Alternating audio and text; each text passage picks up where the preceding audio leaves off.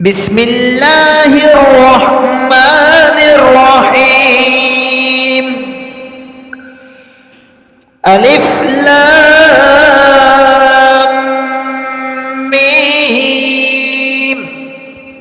ذلك الكتاب لا ريب فيه هدى للمتقين